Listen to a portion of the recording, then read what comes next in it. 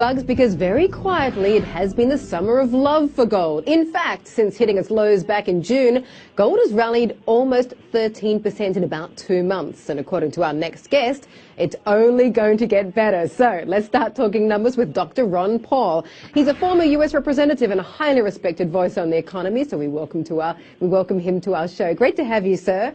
Dr. Paul, you know, as we just mentioned, gold has had a great run over a number of years, but a lot of that run has come amid dollar weakness. How much do you think the weak dollar has boosted gold, and to what extent do you see it going higher?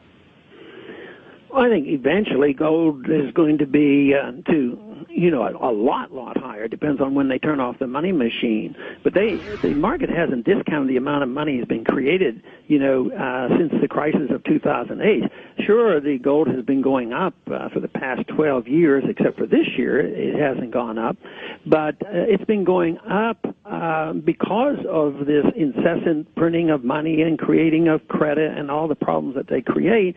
But I don't think they fully discounted all this money because of philosophy. This money isn't circulating. So even if tomorrow they decide to quit the monetizing, I think there's so much money out there, if it starts circulating, they're going to lose control. I think what's going to happen to gold, it's going to explode when they realize that the economy is going down, that we're really in a recession, which will probably start soon, and the economy is very, very weak and prices are rising. Then what is the Fed going to do? I think it'll be an exaggeration that we had in the 1970s, but they will be between the rock and the hard place, and with that type of disruption, that is when I think gold will really take off. Now, it's recovering a bit from its correction.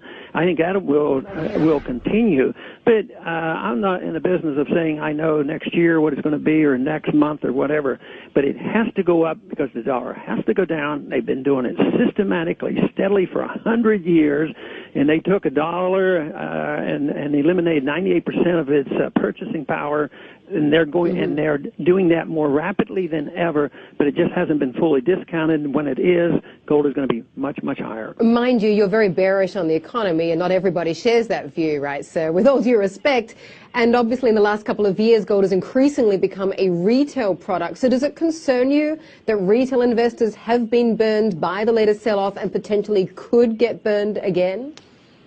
Yeah, there's always on the short run that is possible, because to have a real commodity money, it has to be a commodity, useful, desirable for jewelry or industrial purposes, just like silver, but it also has to have a monetary function, and that's why gold is different than aluminum. Industrial supply and demand will dictate that price, but not for gold.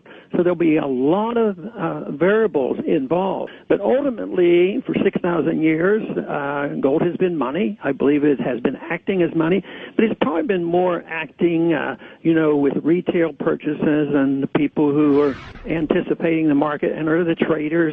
It's a reflection.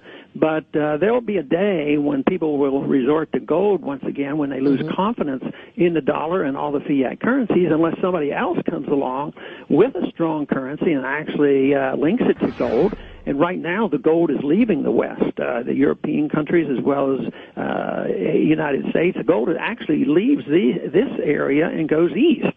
So someday there may be a currency that people would want to buy, but ultimately the gold will prevail.